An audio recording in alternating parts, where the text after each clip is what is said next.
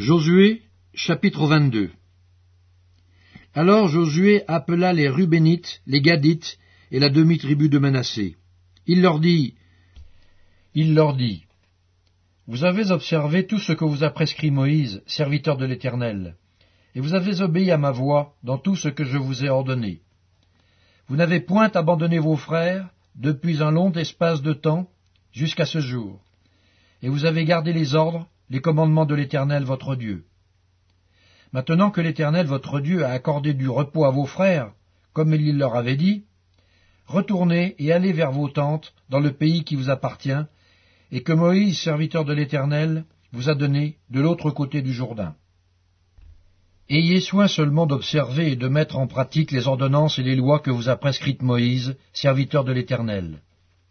Aimez l'Éternel votre Dieu, marchez dans toutes ses voies, gardez ses commandements, attachez-vous à lui, et servez-le de tout votre cœur et de toute votre âme.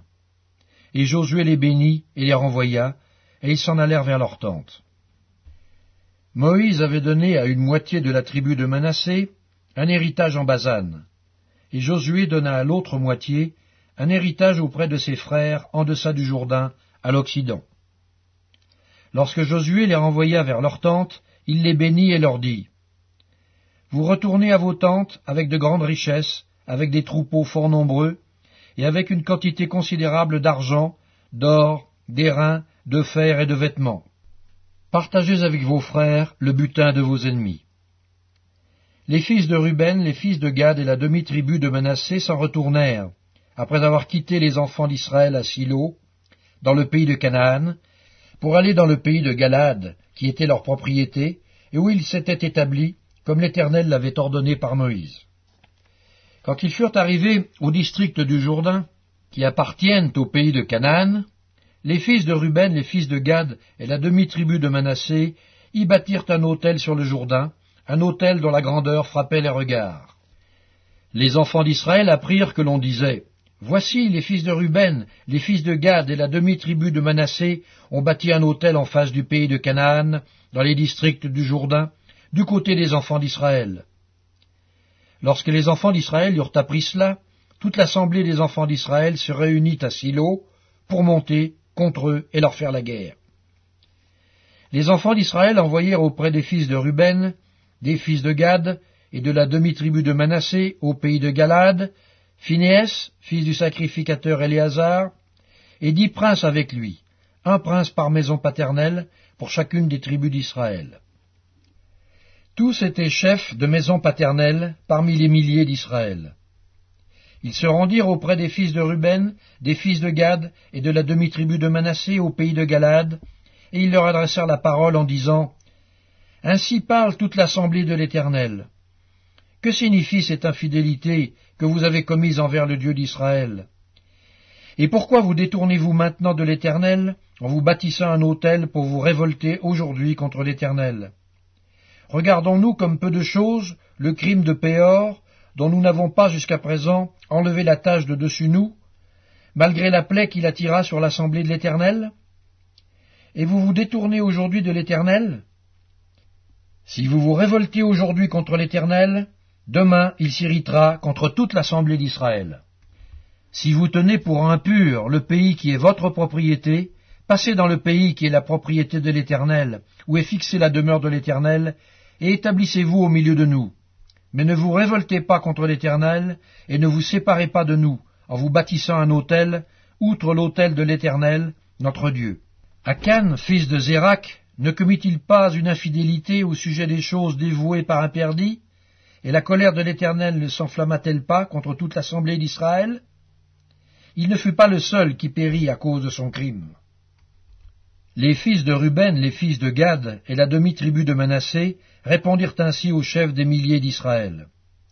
Dieu, Dieu, l'Éternel, Dieu, Dieu, l'Éternel le sait, et Israël le saura. Si c'est par rébellion et par infidélité envers l'Éternel, ne viens point à notre aide en ce jour. Si nous nous sommes bâtis un autel pour nous détourner de l'Éternel, si c'est pour y présenter des holocaustes et des offrandes, et si c'est pour y faire des sacrifices d'action de grâce, que l'Éternel en demande compte. C'est bien plutôt par une sorte d'inquiétude que nous avons fait cela, en pensant que vos fils diraient un jour à nos fils, « Qu'y a-t-il de commun entre vous et l'Éternel, le Dieu d'Israël ?»